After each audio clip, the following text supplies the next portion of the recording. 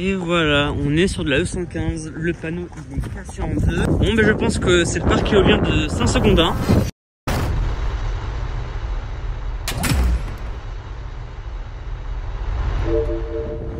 En Enercon 215. C'est des E115, EP3, E1. Mais, alors, il y en a, ils vont me dire, mais pourquoi c'est des EP3? Les EP3, ça ressemble à du genre de la 138. Eh ben non, les premières versions de EP3, c'est des E. Donc les premières versions EP3 de E1 à E2 pour les E115 et les E101, parce que la E101 c'est aussi une EP3, figurez-vous. Ben, théoriquement que la E101, la E115, la E126, EP3 et la E138 c'est dans la même plateforme. Là on est sur la E115 EP3 E1 je crois. Ils ont été mises en 2016. Je pense, mais là on est plus ou moins sur la E115 sur des tours de 122 mètres, donc on est sur du 180 mètres de haut en bout de pale. Incroyable en vrai. Oh mon dieu.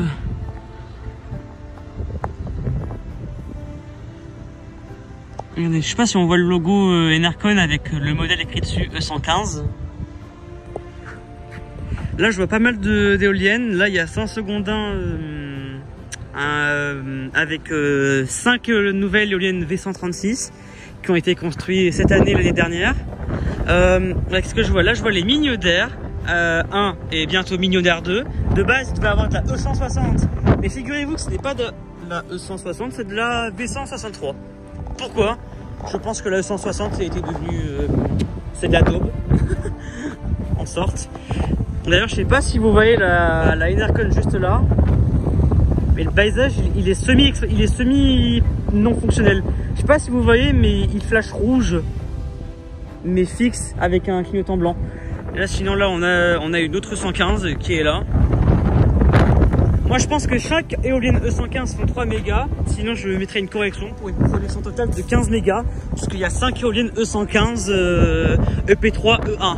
Parce que oui, c'est de la EP3.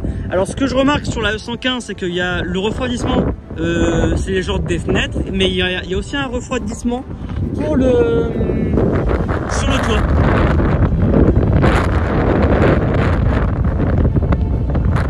Là, le côté latéral de la E115.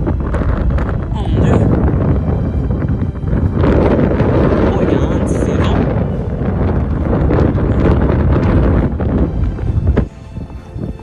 Les éoliennes n'ont pas du tout de serration, donc oh là là, il y a un différent. Là enfin je vois de la V126 sur les tours de 102 mètres. Et là on a l'avant de l'éolienne, je veux dire de la machine.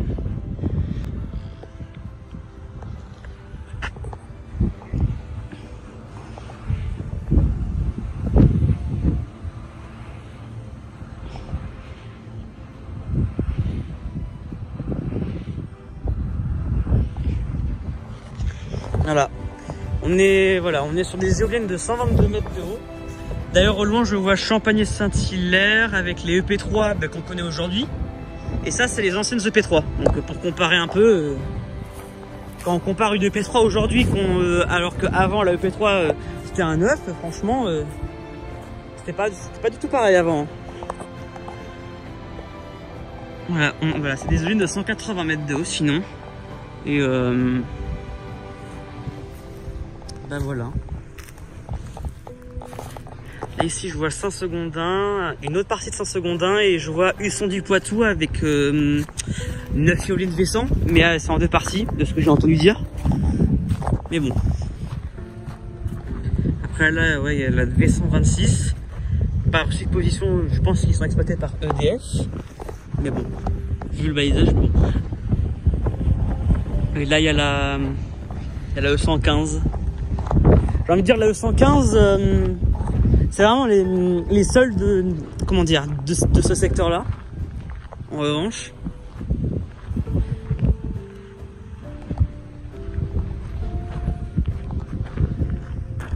et là ben il y a vraiment beaucoup de Vestas dans ce côté là.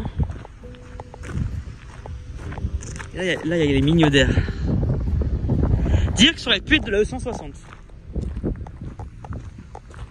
EP5.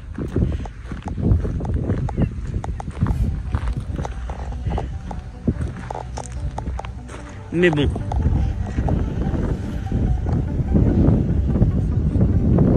C'est vrai que ce qui me choque sur les Enercon, c'est vraiment la base de l'éolienne. Genre c'est hyper gros. Et là ça se réduit. Alors, franchement c'est spectaculaire.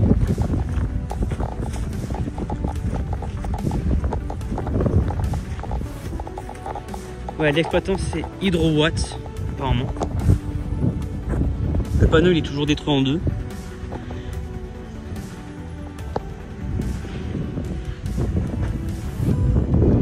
Mais bon voilà, c'était les E115 de 5 secondes 1, on est sur 15 mégas de production en tout, puisqu'il y a 5 éoliennes de 3 mégas.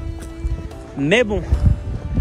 Ah attends, si on voit un peu le paysage qui est pété, mais on voit pas des masses.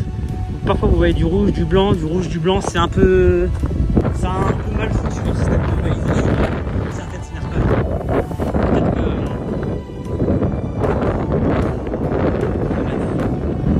Là sinon, ben voilà. Je pense qu'en vrai j'ai fait le tour sur les 115. Hein. Sur ce, moi je pense que je vais vous laisser et puis je vais faire des images. C'était Raph Éolienne et j'y vais. Hein.